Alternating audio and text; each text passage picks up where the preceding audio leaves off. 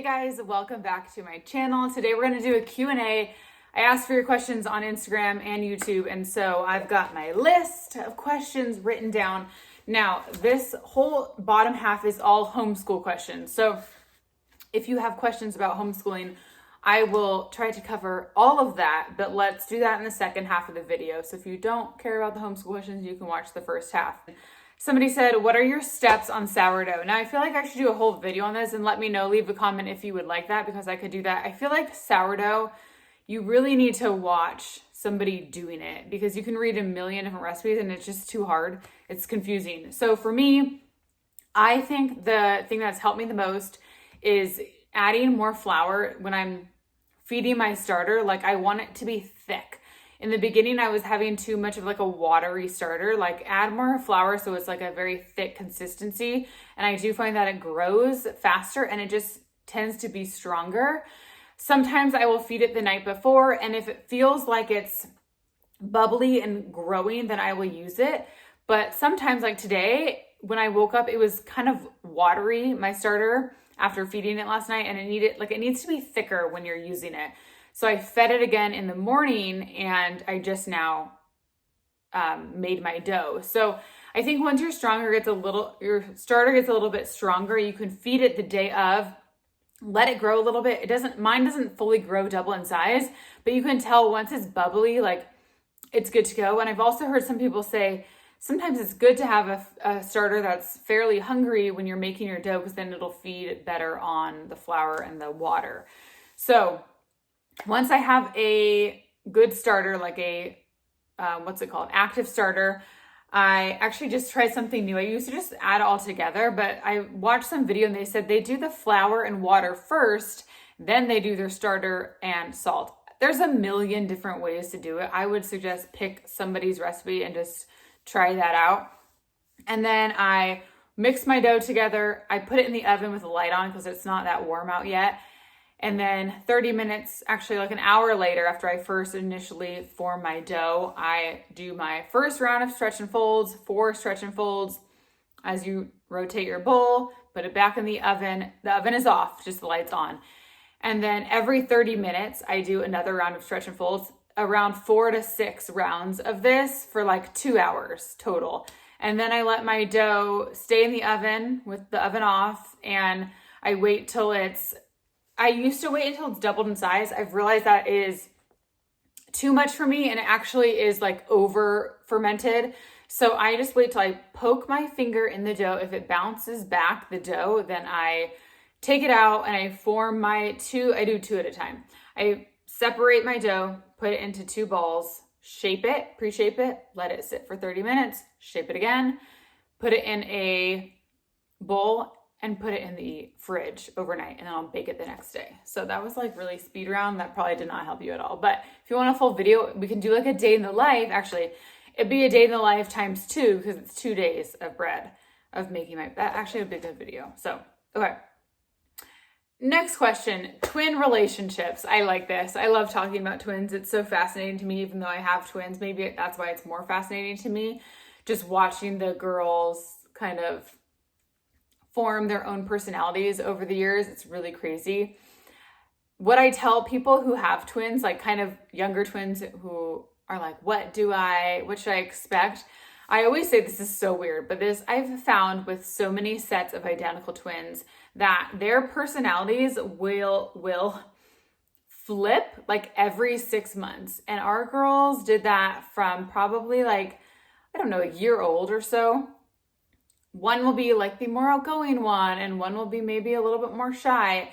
And then it's like once people start to get to know them and that's their kind of personality trait, it flips. And then the other takes that on, and the other one's a little bit more outgoing.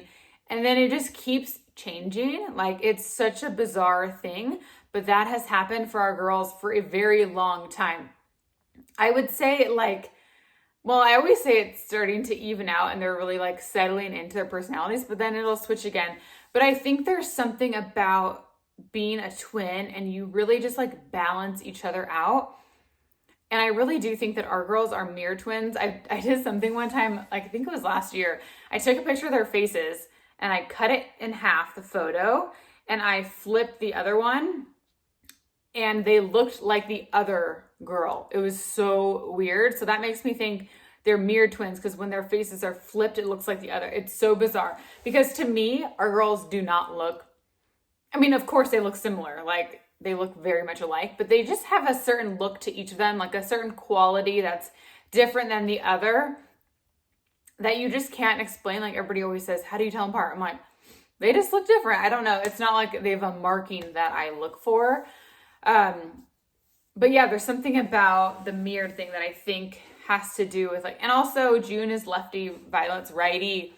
And even like when they were toddlers, I feel like one would be maybe more like whiny one day and the other would be like so well behaved. And then the next day it would switch. Like, I joke with, I have a friend who has 3-year-old identical twin boys, and like one will be much harder one day and the other. And I'm like, I always used to say when the kids woke up, like, I swear they would just talk to them and be like, hey, I'm going to give mom a hard time today. You make it easy on her. Like, it's just weird how it works out. But somebody said, is one of them the boss? And I don't know. Like, so Violet is a minute older and they know that now. We were going to wait a long time to tell them, but we just felt like telling them because they kept asking. And everybody, like, that is the one question everybody asks about twins, like, who's older, you know? And we did say to them, like, guess, who do you think? And both of them guessed right. Like, they both said Violet's older. Like, it's just so funny. And I do think there is something to that. Like, Violet does just have the personality of kind of like, sometimes she'll like have the final say. And so we're always like rooting for June, like, voice your mind, like, voice your opinion, you know, tell Violet what you want. Like, even when they're planning like their birthdays, like, Violet's kind of the one who's like planning everything, and then June like lets her just have it. Like, June, it's not worth it for her to put up a fight. And that's kind of my personality. Like, if somebody is like really staunch on their opinion, I'm not going to be like, okay, we're going to like hash this out. I'll be like, that's fine. You can think that. Not worth it to me. Where Violet won't. Like, Violet won't back down like until she gets her way. Next question, I got somebody asking, are we still going to try for a fourth? If you guys didn't watch my video, I did a video all on how Andrew and I were trying for a fourth child for about 2 years. We're unsuccessful, did many things to kind of figure out what was going on. And happy to say I'm at a place where I am moved on from that and very content in how our family is, and just having just freedom in our kids getting older, and just like not having that wishy-washy feeling of, are we going to have another? Are we going to have to go back to having a newborn? Like, Owen is almost 6 years old, which is so insane. And I'm just, you know, I think I've talked about this with so many friends. Like, I don't know if as mothers, we truly ever lose that feeling. I know a lot of people do. Like, they feel like they've had a certain amount of children and they are done. But I think for a lot of us, we always have a slight, I don't know, sometimes it's a yearning. And I did have like a yearning a couple years ago, like a yearning for another child. But I don't know if that was just like confusing my emotions, and if it just is mothers always desiring that baby. Like, I think it's just in us. And also, I was surrounded by so many pregnant friends at the time and newborns, and you just like, you want in on that time. And of course, it's like so exciting. Like, what if we had another one? Like, what would this child look like? All of that. But for me, it came down to a point of like, one, like, what is smart for our family? Like, do our children, also when we would say this to our kids, especially the girls, they would not want us to have another. They were like really not wanting us to have any more kids.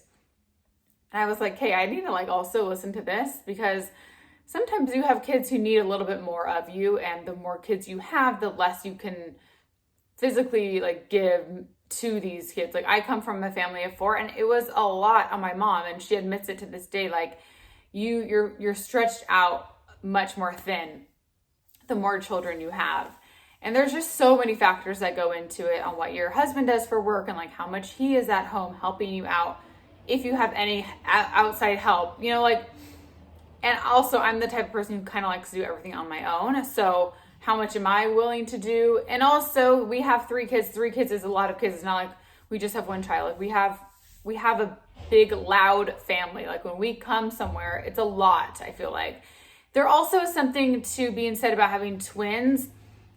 I can't quite explain it, but having 2 children the same age adds some type of, it ups the ante a little bit. And Andrew's mom always says this to me, like, because she has 3, but her third is it's a huge age gap. But she's like, the twins, like having 2 that age, they're the closeness of age, plus Owen's just 2.5 years apart. So all 3 of them are like, they act like they're the same age. And so the volume is just very loud and they're literally inseparable. And I don't know if part of it is homeschool because we are home all the time together, like we're never apart. So it could be a part of that. But like, I just think of like my family growing up, like I wasn't hanging out with my brothers all the time.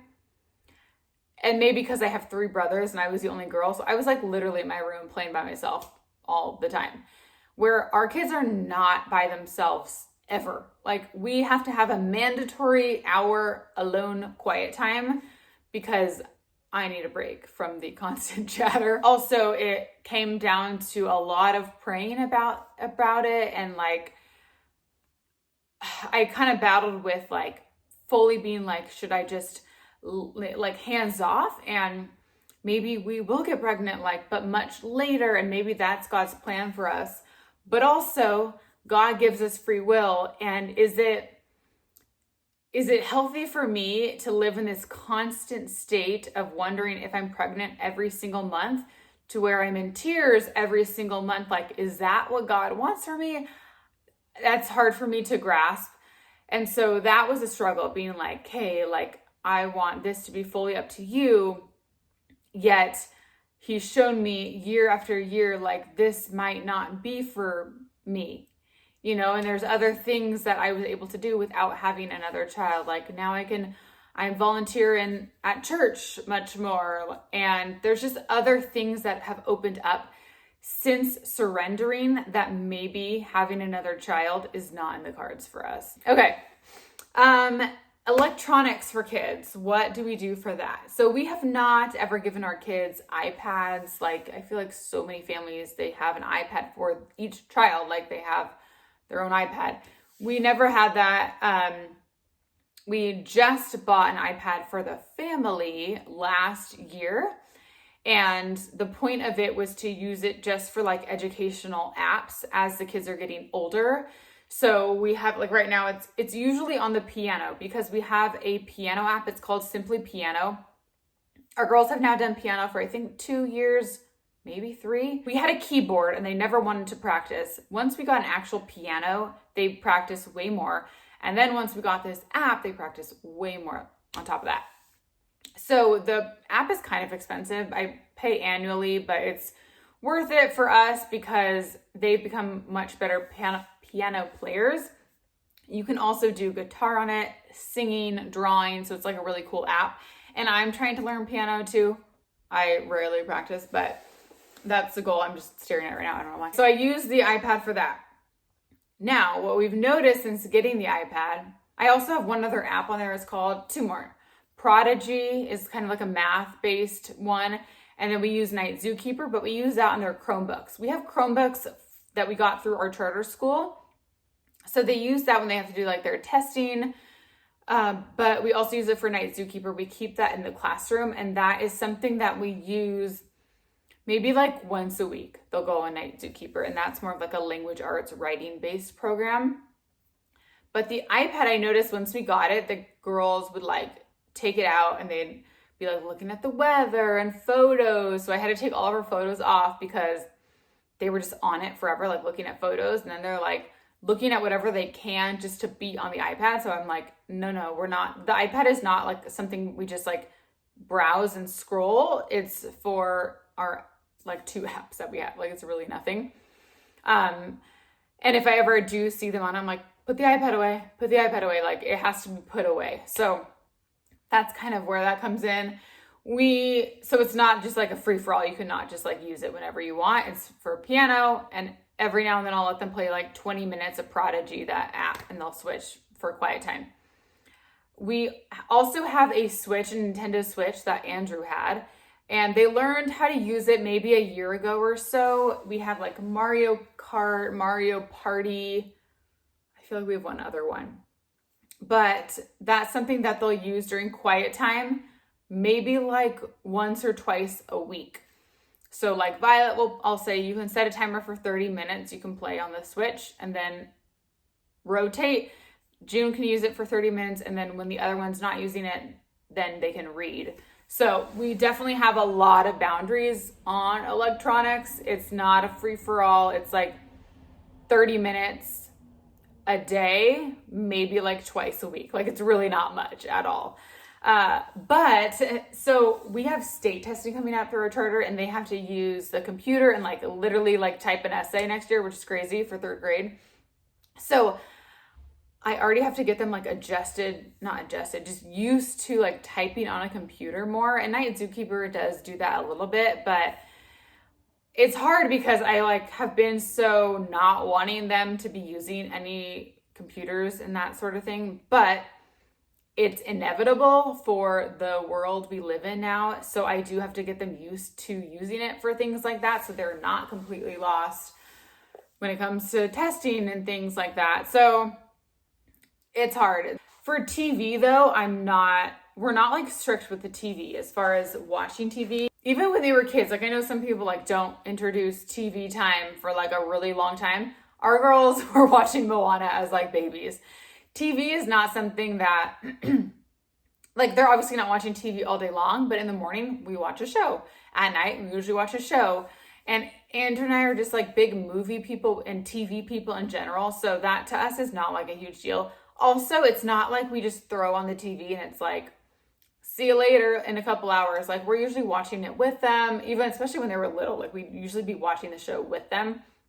And it'd be like more of a simplified TV show. It's not like a crazy in your face, like stimulation overload. Now it's getting kind of tricky with shows because our girls are like getting over cartoons and they're wanting something a little older, but it's hard to find something that's not too mature. Like we are starting all these old 90s shows. Like we did Full House, but then it got to a point, I think DJ was playing Spin the Bottle. So I'm like, okay, we gotta stop this. And they're like, why? I'm like, it's just getting into a little older just because we're watching, like when this came out for us as kids, you know, you'd be watching like an episode a week, right? Is that how it would happen? Where now you can watch more at a time. So I feel like we're watching it quicker, and the kids are also younger when they're watching it. So we had to stop Full House. Then we started watching Even Stevens, and that quickly became too much. Like the jokes, I noticed our kids were like making like, they thought they were being funny, but they were kind of like mean jokes. So I was like, yeah, we gotta quit this. This is too mature. And also Owen watches what the girls watch. Owen watches what the girls watch. And he's only 5. So he was asking the other day, he's like, why can we watch Even Stevens? And Andrew's like, because you're only 5, buddy. And I'm like, you can't be watching this. So we also just started Boy Meets World. So far it's been okay, but I don't know when I feel like all those shows start off fine, and then they kind of turn a corner with like dating and crushes, where it's like the kids don't need to be watching that yet. So if you have some suggestions on TV shows, please let me know. We're always looking for some. I know one they like is Lego Friends. Like that's a cute one. We've watched a lot of Disney original movies like Brink, Xenon, Luck of the Irish, the basketball one. Like those are all pretty good, and they all have pretty good like family messages at the end, like a good lesson. Okay, next question is, do you have any house projects next? We just got a huge like above the ground pool outside. It cracks me up. I told Andrew I wanted to get a blow up pool for the patio, and I came home and we have this huge like vinyl pool, and I was like, actually this is super awesome because we need something to cool off. It gets very hot here in the summer.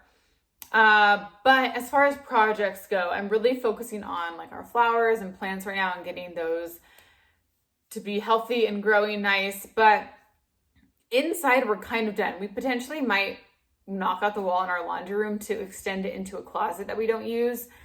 But we're kind of tapped out on projects in this house. This is usually what happens for us. We do all the projects that we can potentially do in our house, And then it kind of gets to the point where it's like, is it worth it to put this much more money into this house when we are not going to be here forever? Like, this is not going to be our forever home.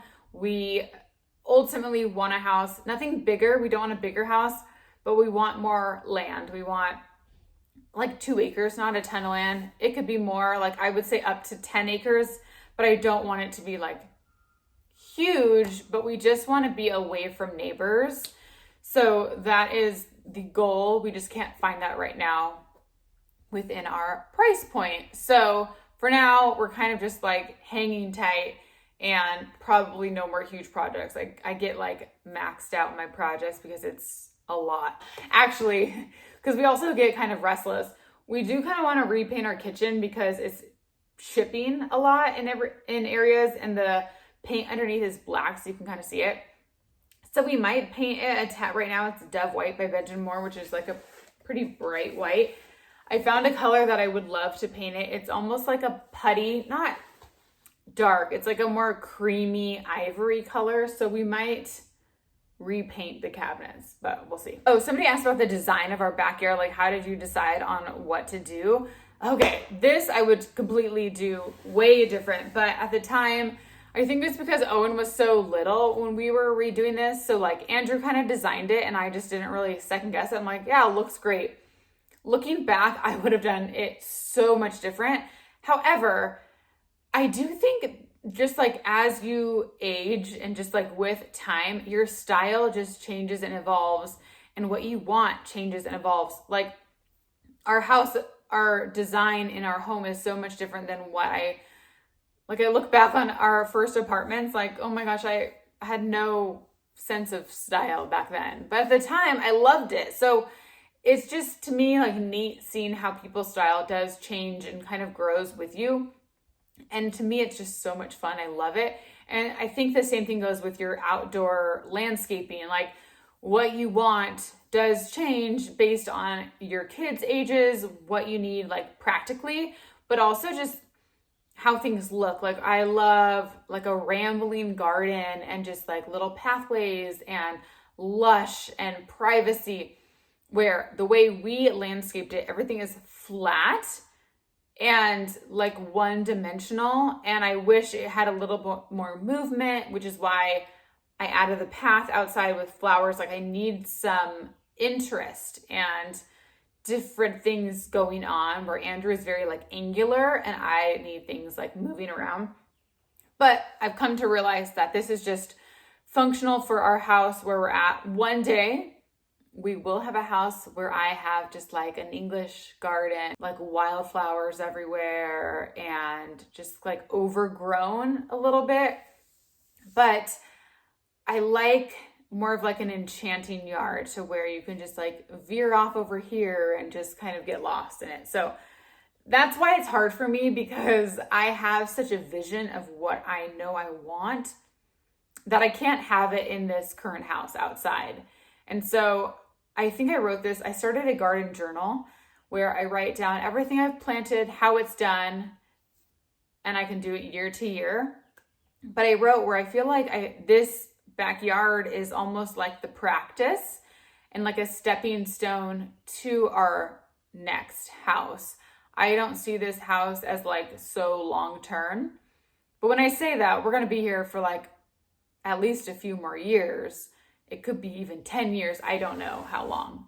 Ideally, I'd like to move within 5 years. But the backyard to me is like a learning experience. Like I'm learning what does well in this climate. Just like things that I like and don't like. And I'll take that with me to our next house. But I don't see this as like set. We have not even gotten to the homeschool questions. So somebody asked, what's my favorite video on my channel?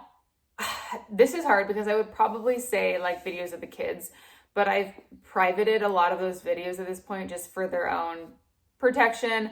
I don't think that when I look back on my channel, it was such a different time back then.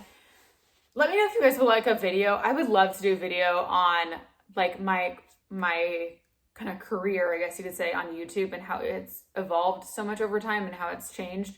But when I first started vlogging, it was so just like harmless and fun and just felt like this YouTube community. It was so like simple. And now it's just so different. And I think maybe too, as we're like a little more aware, I guess, as you get older of your kids' safety. Like I would never do that at this point. And I look back on videos, like the amount of stuff that I posted, I'm like, oh my gosh, I feel like I was so not in the moment in my life, like in general. Like I was always thinking of how I can turn this into content if we're out and about, like I'm filming for content. And I remember a friend said this to me one time and it really stuck with me. We were out to lunch or something and she was like, I just realized this was the first time we've hung out where you didn't ask me to like take a photo of you for your Instagram. And that was kind of like a crush to the heart. I'm like, yikes. Like every time I'm hanging out with my friends, they are like seeing me as like using this as content. And from that day forward, I've never once asked anybody for a photo. And I also kind of changed my content to now I post stuff when I'm at home. Like I kind of see it as more work and as a job and the need to separate work from real life, because YouTube is such like, when I first started like vlogging, people want to see like your day to day and how you manage it all, and like waking up and going to bed. And that's just really hard to maintain. And I don't think for anybody's sanity that is good. So I had to kind of like make it more about just like making content and then being unplugged and not thinking about it. So I would say my favorite videos were ones of the kids, but those are probably not even there anymore. The last question, and then we'll move on to homeschool stuff, is how has faith impacted your life? And I guess that's a question because I maybe have been a little bit more vocal about things the last few years, but I was raised Lutheran. I grew up going to church every single Sunday. My grandpa was a Lutheran pastor, so it was really instilled in my dad to like, we were always at church on Sundays. It was never like a question. I never really went through any type of like questioning my faith or anything. It was always, I was just kind of steady. Like I went to camp in the summer. But I feel like I never had a relationship with God. Like it was very just by the book, going to church. I don't know, like it just, that kind of is like more of a check. And it wasn't honestly until, even when Andrew and I got married, like we would go to church, the two of us, but I honestly don't think it was till I had kids that I really wanted to like learn more. And you realize how much your kids ask you like deep, meaningful questions. And I was realizing there's so much that I don't even know. Like Andrew is a wealth of knowledge when it comes to the Bible. I could ask him any story and he knows. Like I am just shocked. So I just felt like from a point of like learning, I just wanted to like know more. So I started doing a lot of devotionals on my own and like just getting in the Bible. And from that, I started just growing closer to the Lord and starting to have more of a relationship with him. And then that made me realize like, okay, it's not all about what you do to earn your way to heaven. Like it is, all God wants is a relationship with us. It is not a check of the box. It is not like doing all these things. It is craving him and running to him when you need help. And in all of our hard times, like really leaning on him for things rather than ourselves. Also, infertility was like, I'm so grateful for that time because I've never read my Bible more in my life than I did in that time. And I do think that is why we have struggles in life, because if we did not have struggles in life, we would never open our Bible. Because if your life is just so great and perfect, like you're not going to be like, wow, I need to pray about this, you know? So struggles are just what brings us closer to God. And it's like an outlet for us to kind of drop our guard and just like be open to what he wants to say to us. And read a book, where is it? Mark, gosh, I'll try to put it below. It's something about like, I can't think of what this book is called. A pastor wrote it, but it talks about how you need to be still more in life. And we're so fast paced and running here and there and like so busy that we have no time to listen to what God is trying to say to us. Because if you are so stressed out, like your mind is closed off. So for me, a huge part of it has been slowing down, like being very intentional about slowing down, scheduling less, being more present and still in my own thoughts, like being okay, just being outside sometimes without a podcast, like having those moments of quiet where I can just pray. Finding those moments of stillness, I think, is so important. And homeschool, which this could be a good segue into our homeschool content, but homeschool has been a huge shift for me too, because I am now my kids' teacher.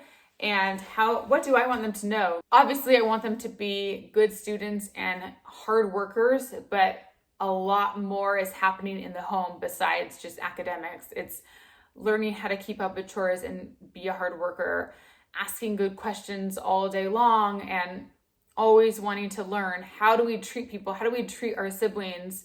How do you treat your parents? And like, it is just so much is happening all day long. Even though we're not doing school all day, like they are learning and constantly growing, and I am constantly growing, and it is just like being refined. Homeschool definitely refines you and challenges you in so many ways that you will never think possible. But I don't really know how I would homeschool if I didn't have any faith in God, because it would be extremely hard to go about every day at home with our kids, schooling and having to do so many things on my own. Like there's so many times where I'm like, whew, I feel weak and I feel like, how am I going to do this? And then I have to really like refocus my thoughts and be like, okay, you prayed about this and you felt so called to do this, and there is a reason for this, and you just have to stay on the path and just be diligent and faithful to that. So a couple books that I feel like I should put down below. Teaching from Rest is amazing. Let's just move into homeschool questions. Teaching from Rest is such a great small read. I'll put that down below. Wild and Free is a great one. I don't know if it's faith-based at all, but it's such a good homeschool book. Oh my goodness, absolutely loved it. What is it called? It's Dorinda Wilson. I'll put her book down below.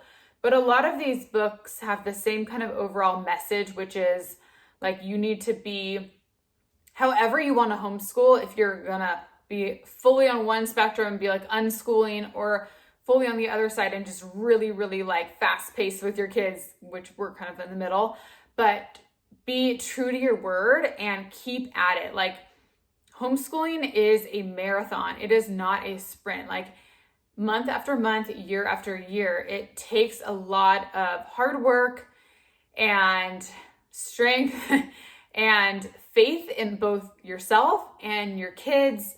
And it's just like, you're going to have a lot of lows, but you are going to have a lot of peaks, because it is so valuable. Like, oh my gosh, to me now looking back, like our girls are really great readers. And I'm like, I did that. Like I taught them to read. It is such a crazy feeling. And now I have Owen, who cannot read yet. We are not there at all. But I know that I have to have confidence in myself that you can do this. He will get there. But he is a different child. Like it really shows you how each of your children are so different. They each have their own strengths and they each have their own weaknesses. And you really do have to find those strengths and run with them. I think a lot of the times in schools, they focus on weaknesses and like trying to get you better at what you're not good at. Like if you're really bad at math, say, they are trying to do like extra stuff to make you better at math.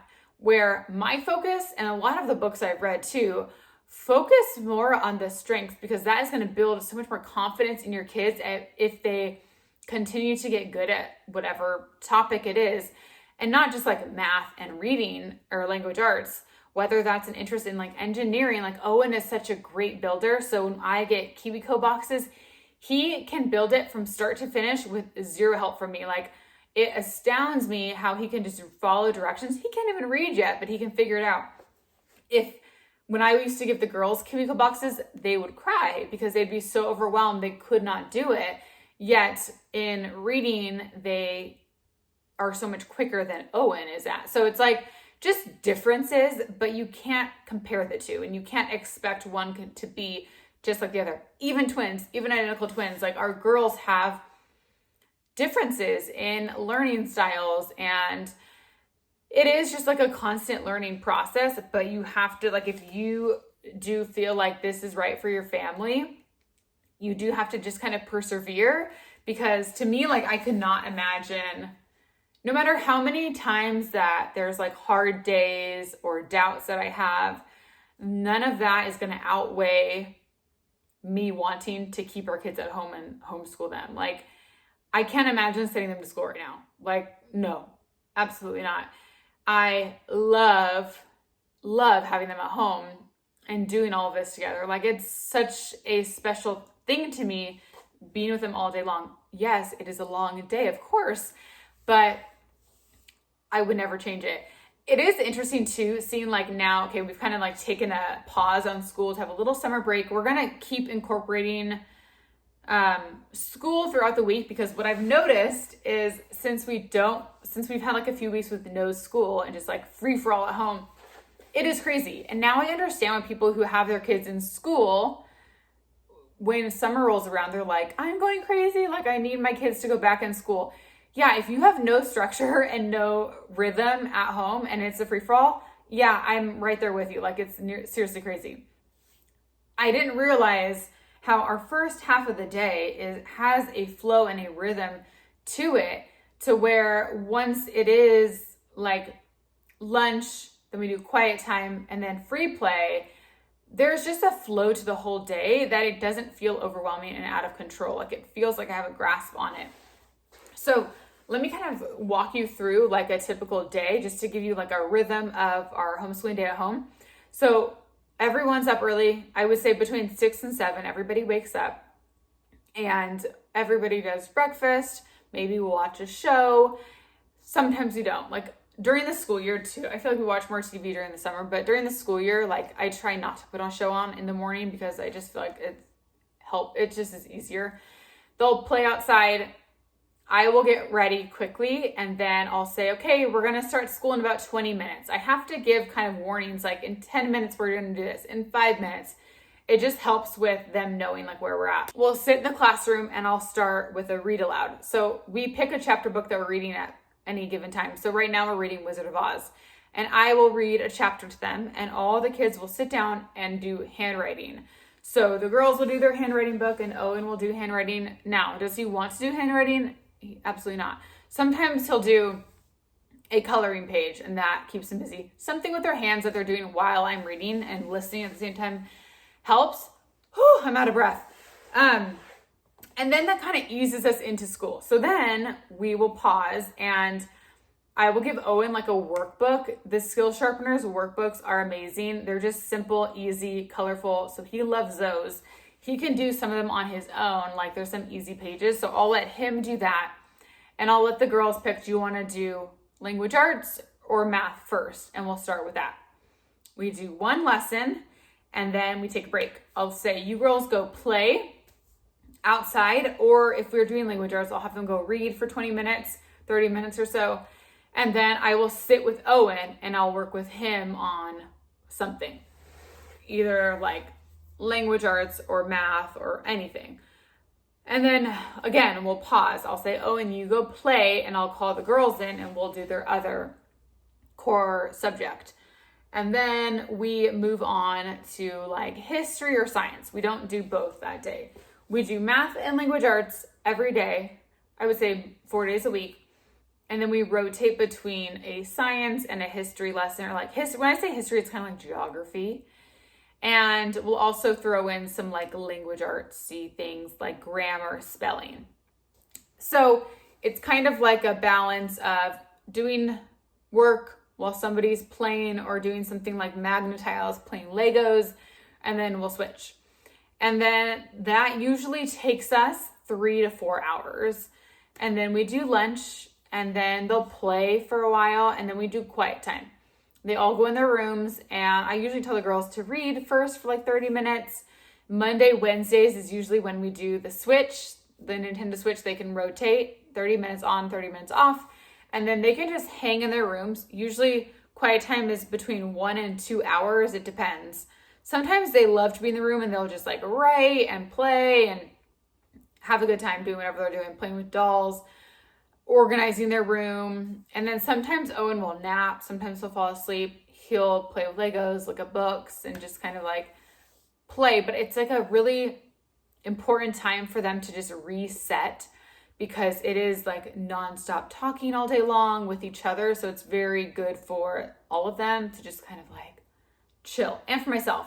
So when they do that, usually I eat lunch, maybe listen to a podcast. I'll go outside, I'll hang, maybe like read or something. I don't usually clean up during quiet time. That's usually when I'm like just taking a moment for myself. And then after quiet time, it's just kind of like free play.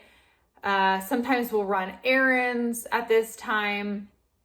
And then this is when we kind of do some chores. So like we're doing laundry. The kids all help with chores. So they help with laundry. They put all their clothes away, except Owen can't quite hang his clothes up. So I'll help with hanging his clothes up. I give them each a chore too now for the summer. Like one has vacuuming, one has wiped down the counters, and one has pick up like clothes and shoes that are left around on the ground. And so the afternoons are kind of just like our tidy up the house time before Dad gets home from work. And then I cook dinner and they just get to play and do whatever. So yeah, that's kind of like our day. And then we usually go to the library like once a week. We'll go to the library. We have play dates with our friends often. Socialization is not a problem in our house. I have to say no to play dates because we got to the point where we like weren't doing enough school. We were just like hanging out with friends so much. So like with our co-op, there's just always like something going on, which is so awesome. I love it. But this year I need to be a little bit more stricter with like, we're doing school up until 11 o'clock at least, and then we can play with friends. But if we do like a hangout with friends in the morning, it throws off our day, so we don't really do school. So that's why it's nice to have play dates in the afternoon. And then we do piano once a week for the girls. So I bring my schoolwork for Owen during that time and I'll sit down with him. And then all of our sports that the kids do is usually like in the afternoon. So now that I look back on this year, like we just had a really good flow. And especially now that I've seen that without school, it's like, we need to like get back into the routine of something. And I told the kids this, I was like, so we're going to do a little bit of school throughout the summer. It's not going to be every day, but like 1 or 2 times a week, we're going to sit and get some stuff done. For me also, I love just being like a little ahead. That is a good feeling for me. Okay. Wow. We are at 40 minutes. Wait, let's first talk about Owen. So Owen is 5. He'll be turning 6 this summer. So he is on the cusp of kinder and first grade. Now he did not qualify for TK because of his age, his birth date, whatever, how they do that. So he was technically kindergarten for the charter school this past year, but I knew that he needed to do another year of kinder. Like, he is just not where I think he should be for first grade. Like, he's not ready. And since he's on the cusp, I would rather him repeat it and be a little bit older for his grade. Like, I'm totally fine with that. So he's going to do kinder again. I think it'll be good for sports too, like whenever we're back in school. So we're kind of doing the same thing we've done this past year as far as curriculum, just continuing it. We started all about reading, pre-reading for him. That actually was semi-easy for him. So we moved on to level 1. Level 1 was a little too intense. So I actually ordered the Good and the Beautiful Language Arts Kinder. We're going to try that out and see if he enjoys that more. And then I have the Good and the Beautiful Kinder Math and Math with Confidence Kinder for him. So what I've found is the Good and the Beautiful Math tends to be a little bit more easy than other math. And my HST, like my teacher for our charter school, has told me that some kids who use Good and Beautiful Math once they're in like middle school, they can be a little behind because of it's more spiral learning, not mastery based. And so, and I've noticed that too. I think it's a little easy, but it's so beautiful and it's just like so user friendly. So because of that, we're doing that first with Owen Kinder. And then I'm like, once we're good with that, we can move on to Math with Confidence. Even with the girls, we use Good and the Beautiful to start with math. And then we switched to Math with Confidence for first grade. And they were definitely behind for a year. It took us like a year to kind of catch up. And then this year in second grade, they were doing great for math. So we're going to keep on with Math with Confidence. And then for the girls, we are done with All About Reading. I think we got to level 3 or 4. I can't remember. But we've moved on to Lightning Literature, which I really love. It's more of a all-encompassing language arts where All About Reading is more just learning how to read, but it does incorporate some other stuff too. But Lightning Literature, we started with the third grade unit a couple months before we finished the school year. So we're well into it now, and I really like it. You go chapter book by chapter book, so it's like a unit study, and it just incorporates a lot of different things with kind of like referencing that book that you're reading. And right now we're on like a poetry unit, and it's really great. It's a lot of writing and reading comprehension, so I really like that. So we're doing that with them, and then Math with Confidence for third grade. And as far as like science goes, we don't have a full curriculum. Same with history, geography. We've just been using like skill sharpeners workbooks in the past, but I have so many options to like research this summer before we start. If you guys have any ideas and recommendations for science, history, let me know. We do use the 50 states curriculum, just learning about states, which I like, but it'd be nice to have something else for history and science.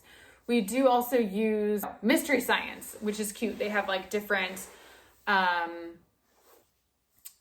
like lessons, and you can do experiments and videos go along with it. So we kind of like mix different things based on what the standards are. Sending them to school. So I think our goal was to like homeschool until junior high, but I don't know. I feel like I don't know if I want them to go to junior high. We might wait until high school. We're undecided on like actually what school it would be and when. So we just don't know at this point. We potentially might do like a hybrid program in a couple years. Right now, we're just good with where we're at. So I'm just gonna kind of be not stressing about it yet, but I would like them to go to high school. Like I loved high school. I know high school is different now, but I would like them to go to high school, especially just for like sports and all of that.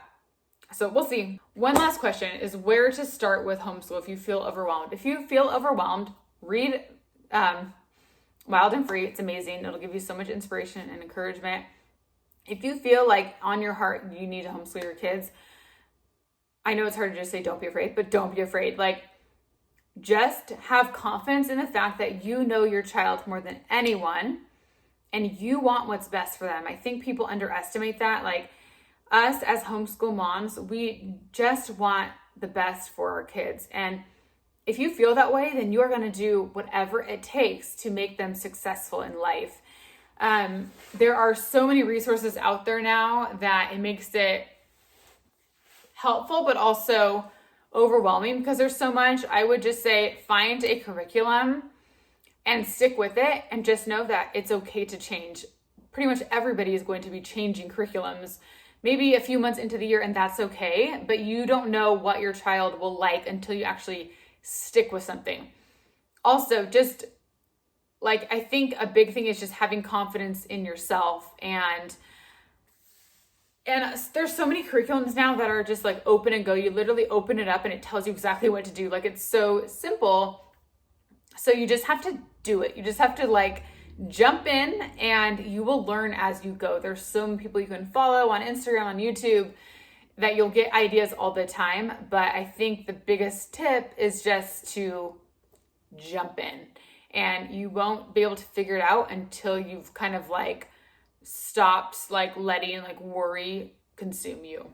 Okay, I need to end this video because I'm absolutely starving and I cannot talk anymore. So I hope you guys enjoyed this Q&A.